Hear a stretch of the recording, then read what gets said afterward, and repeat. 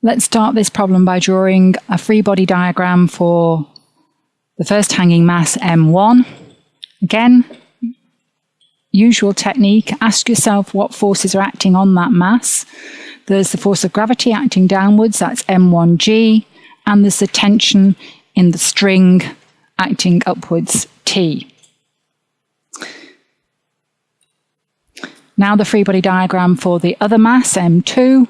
Similar situation, we have the force of gravity acting downwards, M2G in this case, and the tension in the string acting upwards. Right, notice that in this problem we're going to take the upward direction as positive.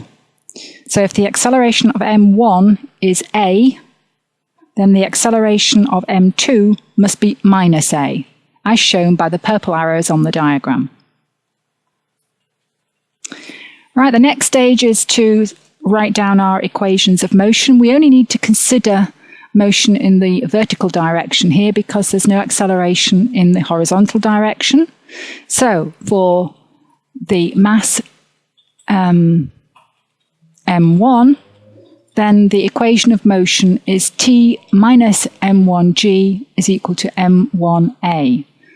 So the resultant force on the mass M1 is just the tension minus the force of gravity, and that's substituted into Newton's second law, so that on the right-hand side of the equation you have M1A. Now, the equation of motion for mass M2, again on the left-hand side of the equation there, T minus M2G, that's the resultant force, substituted into Newton's second law, gives us on the right-hand side, minus M2A. The minus sign there because the acceleration is in the opposite direction for this block.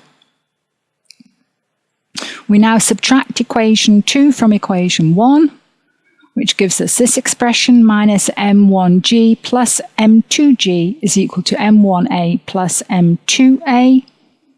And transposing that equation gives us this expression for the acceleration, which is M2 minus M1G divided by M1 plus M2. Substituting that back in to equation 1 gives us an expression for the tension in the string, which is shown on the screen as M1 into M2 minus M1G divided by M1 plus M2, and then just plus M1G.